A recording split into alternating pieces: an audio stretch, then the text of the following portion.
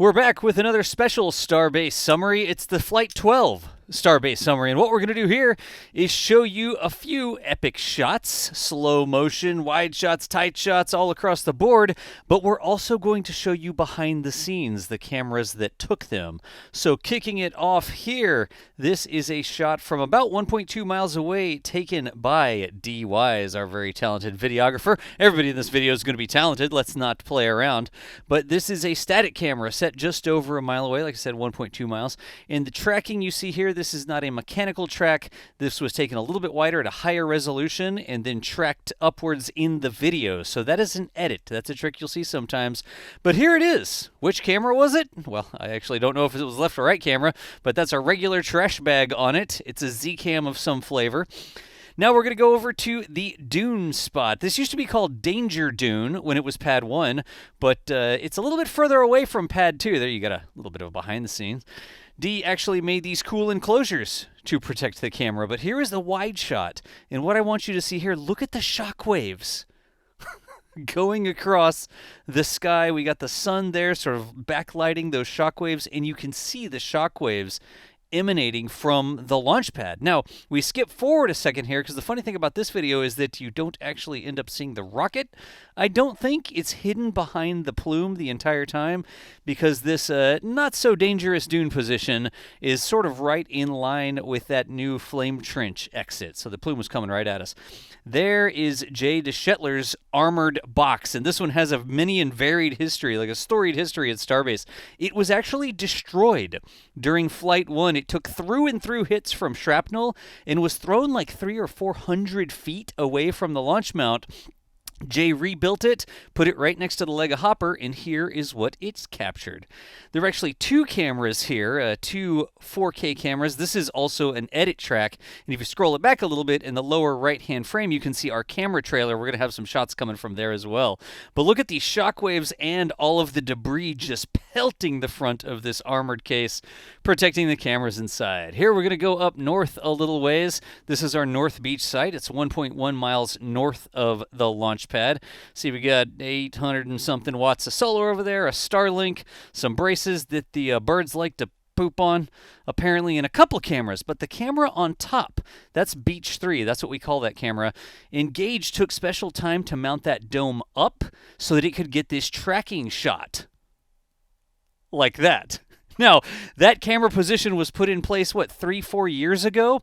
I guarantee you I did not do the math at the time to try and figure out that shot would one day happen, but there it was. Scroll back and see that moon go by again. Here we have another shot from Jay DeShetler. This is up at what I'm going to call the SpaceX Highway site. It's, what is this, like 4,250 feet away. It's not quite a mile away, but look at the clarity in this shot. Big thanks to SpaceX for letting us put cameras here. It's a piece of SpaceX property, but it's less than a mile away. And it's sort of edge on, like 90, not exactly 90 degrees, but it's right there on the edge, so you don't have those plumes coming right at you.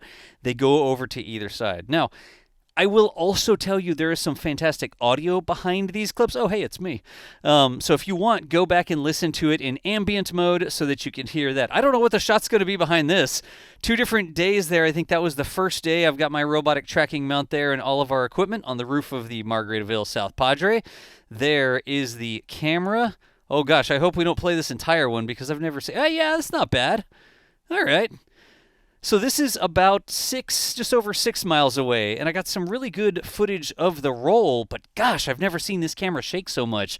V3 Starship was shaking that roof like crazy. I'm going to have to add some mass to the bottom of that mount.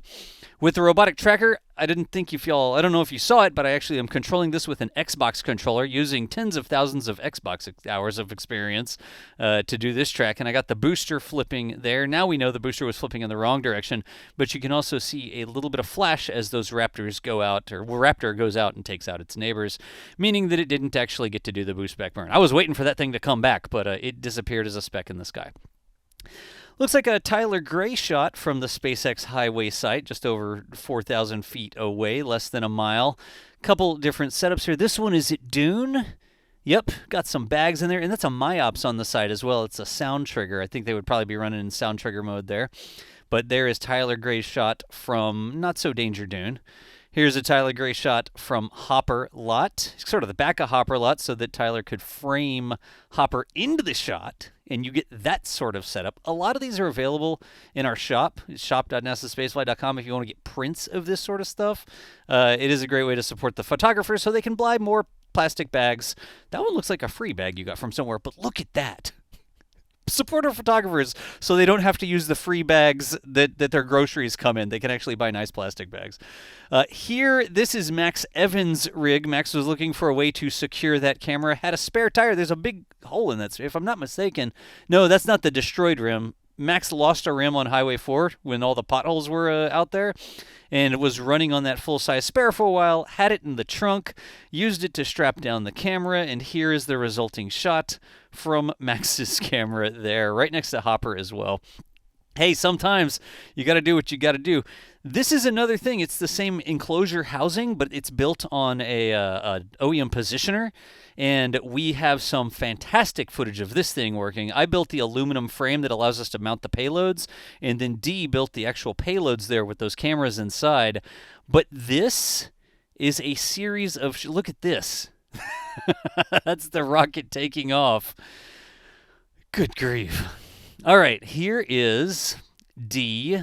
This is the positioner actually in work. Like, this is the positioner moving. So this is not an edit track. This is the positioner physically aiming the cameras down. We use these during the live stream, so not only do we get the slow motion recordings from these, but we also are able to pipe a copy of this into the live stream to show you.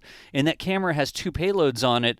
It has a wide shot, and then it has a tight shot. You saw the wide shot there, and then this is the tight shot. Both of those remote servo-controlled variable zoom lenses so that we can pick the exact shot we want. Here's the wider lens. What was this? It was like a 1440, 1450, something like that. And that other one was a lot tighter in.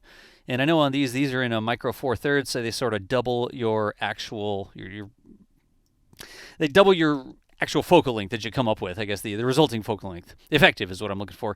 There's another robotic mount. The third robotic mount we actually had out. Dee was running this one over at Outpost. This one has an actual telescope on it and then two other cameras. The interesting thing about the telescope is that it has a high frame rate camera on it. If I'm not mistaken, this comes in somewhere at 400, just north of 400 frames per second. So a lot of the other cameras we use, we can do 60 is easy, 120. Sometimes we'll do 240, but a lot of times it's the choice between 4K 120 or 1080p 240. And this one we were doing 4K. Look at that.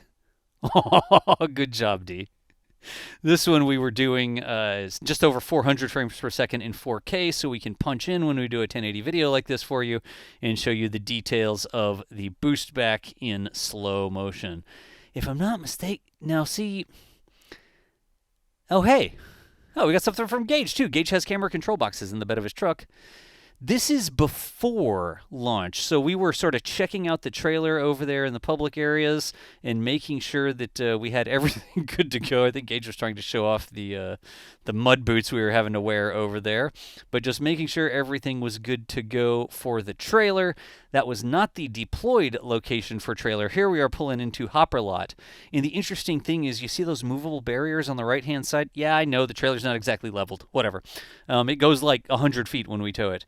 They actually moved those movable barriers, so trailer had an exact straight shot all the way to the launch mount.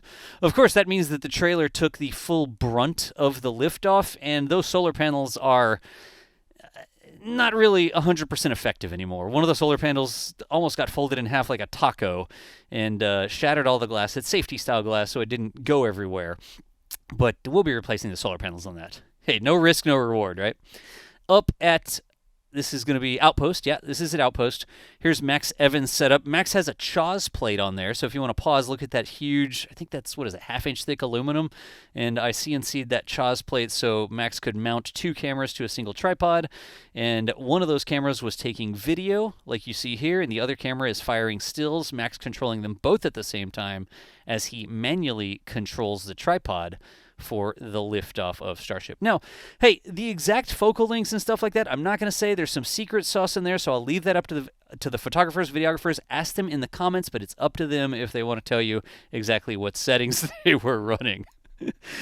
Back at the ranch, meanwhile, back at the ranch, over in our shop, we got sick of some of the print-on-demand providers, so we purchased a UV laser so that we could, behind the scenes, laze our own designs into stainless steel tumblers like this. So if you're interested in supporting what we do, that's over at the shop. We'll put a link down in the description. Hey, folks, a little bit of a different summary. We've been always wanting to do that the entire time. If you're a member, I'll try to get you the video of that solar panel folding in half. But for now, we appreciate you watching. Huge congrats to all the photographers, videographers out there that got these fantastic shots. Shared them with you here. Say thanks to them down below. You know how it goes. It is a lot of work to get the angles and the shots like this, but we do it so y'all can see it, so we can share it with you. We appreciate you watching, and we will see you nerds next time.